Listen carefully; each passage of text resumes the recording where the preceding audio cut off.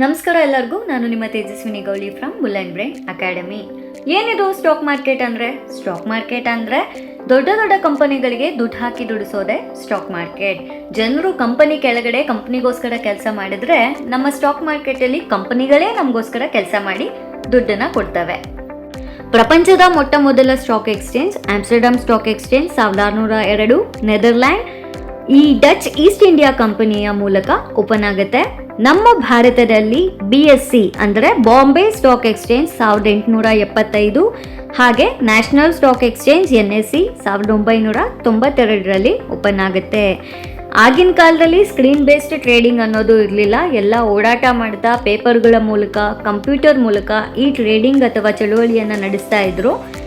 ಆದರೆ ಈಗ ಈ ಹರ್ಷದ್ ಮೆಹ್ತಾ ಅವರ ಸ್ಕ್ಯಾಮ್ ಏನಿದೆ 1992ರಲ್ಲಿ ಹೊರಗೆ ಬೀಳುತ್ತೆ. ಆಗ ಈ screen based trading demat account ಅನ್ನೋ ಕಾನ್ಸೆಪ್ಟ್ ಹೊರಗಡೆ ಬರುತ್ತೆ.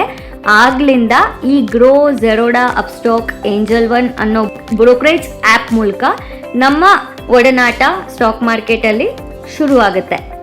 ನಮ್ಮ ಭಾರತದ ಪ್ರಸಿದ್ಧ ಇನ್ವೆಸ್ಟರ್ ಅಂತಲೇ ಹೇಳ್ಬೋದು ರಾಕೇಶ್ ಜುಂಜುನ್ವಾಲಾ ಅವರು. ಇದೇ ಸ್ಟಾಕ್ ಮಾರ್ಕೆಟಲ್ಲಿ ಇನ್ವೆಸ್ಟ್ ಮಾಡಿದ ಅಮೌಂಟ್ 5,000. ಈಗ ಅದರ ನೆಟ್ವರ್ತ್ 50,000 ಕೋಟಿ. Radhakrishnan Damani college dropout student. ಈಗ ಇವರ ನೆಟ್ವರ್ತ್ 2 ಲಕ್ಷ ಕೋಟಿ. ರಾಮದೇವ್ ಅಗರ್ವಾಲ್ ಇವರು ಮಿಡಲ್ ಕ್ಲಾಸಿಂದ ಬಂದಂತಹ ಒಬ್ಬ ವ್ಯಕ್ತಿ. ಇವರು ಶುರು ಮಾಡಿದ್ದು 10 ಲಕ್ಷದಿಂದ. ಈಗ ಅವರ ನೆಟ್ವರ್ಕ್ 2,800 ಕೋಟಿ. ಹೀಗೆ ಪೊರಿಂಜು ವೆಲಿಯತ್, ಡಾಲಿ ಖನ್ನಾ, ನೇಮಿಶಾ ಇಂತಹ ಕೋಟ್ಯಾಂತರ ಜನರು ಇದೇ ಸ್ಟಾಕ್ ಮಾರ್ಕೆಟಿಂದ ಕೋಟಿಗಟ್ಟಲೆ ಹಣವನ್ನು ಗಳಿಸಿದ್ದಾರೆ. ಆದರೂ ಕೂಡ ನಮ್ಮ ಜನರಿಗೆ ನಂಬಿಕೆ ಬರ್ತಾ ಇಲ್ಲ. ಈ ಸ್ಟಾಕ್ ಮಾರ್ಕೆಟ್ನ ಗ್ಯಾಂಬ್ಲಿಂಗ್ ಅಂತ ಕರೀತಾ ಇದ್ದಾರೆ. ಈ ತಪ್ಪು ಕಲ್ಪನೆಯನ್ನ ಹೋಗಲಾಡಿಸೋದೇ ನಮ್ಮ ಅಕಾಡೆಮಿಯ ಉದ್ದೇಶವಾಗಿದೆ. US, UK, ಚೀನಾ, ಜರ್ಮನ್ ಯಾಕೆ ಡೆವಲಪ್ಡ್ ಕಂಟ್ರೀಸ್ ಅಂದರೆ ಅಲ್ಲಿನ 80ರಿಂದ 90% ಜನರು ಸ್ಟಾಕ್ ಮಾರ್ಕೆಟಲ್ಲಿ ಹಣವನ್ನು ಇನ್ವೆಸ್ಟ್ ಮಾಡ್ತಾರೆ. ಆದರೆ ನಮ್ಮ ಭಾರತದಲ್ಲಿ 2024ರಲ್ಲಿ 3ರಿಂದ 5% ಇದ್ರು. ಈಗ 2025ನೇ ವರ್ಷದ ಪ್ರಕಾರ 8ರಿಂದ 10% ಜನ ಸ್ಟಾಕ್ ಮಾರ್ಕೆಟಲ್ಲಿದ್ದಾರೆ.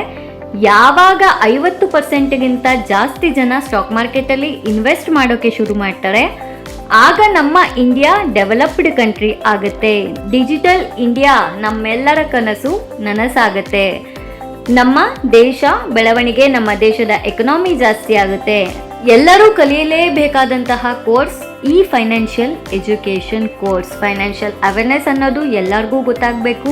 ಎಲ್ಲರೂ ಸಹ ಒಳ್ಳೊಳ್ಳೆ ಇನ್ವೆಸ್ಟರ್ಸ್ ಆಗಬೇಕು. ನಮ್ಮ ಭಾರತದ ಬೆಳವಣಿಗೆಗೆ ನಾವೆಲ್ಲರೂ ಕೈ ಜೋಡಿಸೋಣ. ನಮ್ಮ ಬುಲ್ ಆ್ಯಂಡ್ ಬ್ರೈನ್ ಅಕಾಡೆಮಿಗೆ ಜಾಯಿನ್ ಆಗಿ ಒಳ್ಳೆಯ ಫೈನಾನ್ಷಿಯಲ್ ಅವೇರ್ನೆಸ್ನ ಪಡ್ಕೊಳ್ಳಿ. ಫೈನಾನ್ಷಿಯಲಿ ಇಂಡಿಪೆಂಡೆಂಟ್ ಆಗಿ ಒಂದು ಸೆಕೆಂಡರಿ ಸೋರ್ಸ್ ಆಫ್ ಇನ್ಕಮ್ನ ಅರ್ನ್ ಮಾಡಿ ಅಂತ ಹೇಳಕ್ಕೆ ಇಷ್ಟಪಡ್ತೀನಿ. Thank you.